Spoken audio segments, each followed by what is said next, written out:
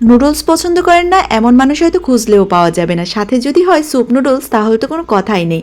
আজকে এমন একটা স্পেশাল রেসিপি শেয়ার করব যেটা এর আগে কখনোই কেউ শেয়ার করে, তাই এই স্পেশাল রেসিপিটা শিখে রাখুন আর আপনার পরিবারের সব স্পেশাল মানুষদেরকে এই রেসিপিটা উপহার দিন এই শীতের সময়। নুডলস পছন্দ করেন না এমন মানুষ হয়তো খুঁজলেও পাওয়া যাবে না, সাথে যদি হয় স্যুপ নুডলস তাহলে তো কোনো কথাই নেই।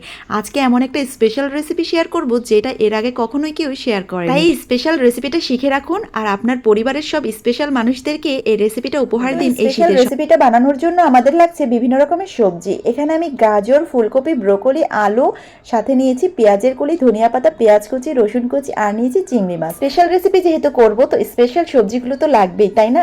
তো চলুন দেখে নেই। প্রথমে আমি অল্প একটু তেল দিয়ে দেবো। এখানে কিন্তু সামান্য পরিমাণ তেল দিতে হবে, যেহেতু স্যুপটা একটু হেলদি হয়। সো অয়েলটা যদি বেশি হয়ে যায় তাহলে কিন্তু এটা একটা আনহেলদি ফুড হয়ে যাবে। এবারে দিয়ে দেবো রসুন কুচি, সাথে দিয়ে দেবো চিংড়ি মাছের কুচি। চিংড়ি মাছটাকে কিন্তু আমি ছোট করে পিস করে নিয়েছি, এভাবেই দেবেন তাহলে কিন্তু খেতে মজা লাগবে। এবার সবগুলোকে একটু ভালো করে ফ্রাই করে নিতে হবে। দেন যখন ফ্রাই করে লাল হয়ে যাবে তখন এখানে পেঁয়াজ কুচি আর কাঁচা লঙ্কা কুচিটা দিয়ে দিতে হবে। এবার এগুলোকে একটু নেড়েচেড়ে নিতে এবারে বাকি সবজিগুলো অ্যাড করে দেব। এই স্যুপটা কিন্তু ছোট বড় সবাই খেতে পারবে, অসুস্থ মানুষকেও আপনি দিতে পারবেন, তার জন্য তো এটা একটা হেলদি ফুড, সুপার ফুডও বলা চলে।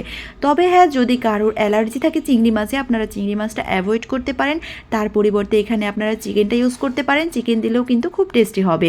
এবার একটু লবণ দিয়ে দিব, লবণ দিয়ে সবজিটাকে একটু নেড়েচেড়ে নিতে হবে। লবণটা কিন্তু সামান্য পরিমাণ দিবেন, বেশি দেবেন না। এবারে অল্প একটু পানি দেব সবজিটা সিদ্ধ করার জন্য। দেন এখানে আমি নুডলসের প্যাকেটের ভেতরে যে মশলা থাকে সেই মশলার এক প্যাকেট দিয়ে দেবো পুরোটাই। এবার এখানে দিয়ে দেব সয়া সস 1 টিস্পুনের মতো। এবার সয়া সস দেওয়ার পরে সবজিটাকে ভালো করে নেড়ে শুকিয়ে নিতে হবে। যখন এরকম হয়ে যাবে ঠিক তখনই এখানে পানি অ্যাড করে দিতে হবে। পানির পরিমাণটা অবশ্যই একটু বেশি দিতে হবে, যেহেতু এটা আমি স্যুপ নুডলস রান্না করব তাই এখানে পানির পরিমাণটা একটু বেশি রাখতে হবে। এবারে এখানে আমি প্যাকেটের মশলা বাকিটাও দিয়ে দিব। আমি কিন্তু 2টা নুডলস দিয়ে আজকে স্যুপ করব, এই জন্য আমি 2 প্যাকেট নুডলসের মশলা পেয়েছি। 1 প্যাকেট আগে দিয়েছি আর 1 প্যাকেট এখন দিলাম। এবার 1 প্যাকেট সস দিয়ে দেব। আপনারা আমার ভিডিওটি কে কোথায় থেকে দেখছেন অবশ্যই কমেন্ট বক্সে জানাবেন। এবার সস দেওয়ার পর ভালো করে একটু মিশিয়ে নেব। দেন এখানে 1 পিস লেবু দিয়ে দেব। লেবুটাকে আমি এবার স্লাইস করে নিয়েছি, দেন এখানে পুরোটাই দিয়ে দেব। এই স্যুপটাতে কিন্তু লেবু কোনোভাবেই স্কিপ করা যাবে না, এটা কিন্তু লেবু দিলেই ফ্লেভারটা খুব সুন্দর আসবে। এবার এখানে আমি 2 টিস্পুনের মতো কর্নফ্লাওয়ার পানিতে গুলিয়ে রেখেছিলাম সেটা দিয়ে দেব। এবার কর্নফ্লাওয়ার দেওয়ার পর ভালো করে নেড়ে নেব। এখানে কিন্তু 2 প্যাকেট নুডলস নিয়েছি, নুডলসগুলোকে কিন্তু হাত দিয়ে একদম পিষে নিয়েছি, মানে ছোট ছোট পিস করে নিয়েছি। এই ছোট পিসের দানাগুলোকে এবার আমি এই পানির মধ্যে দিয়ে অবশ্যই পানিটাকে কিন্তু ভালো করে ফুটিয়ে নিতে হবে। যখন এরকম বলক চলে আসবে তখনই একমাত্র নুডলসটা দিবেন। আর নুডলসটা দেওয়ার পর কিন্তু ধীরে ধীরে পানিটা ঘন হয়ে আসবে, যেহেতু আমি কর্নফ্লাওয়ার ইউজ করেছি তাই নুডলসটা একদম আগেই দিয়ে দিবেন, না হলে কিন্তু পরবর্তীতে ঝোলটা পুরো শুকিয়ে যাবে। এবার আমি টেস্ট করে দেখেছি যে আমার এখানে একটু লবণ লাগবে, এই জন্য আমি একটু সল্ট ইউজ করেছি।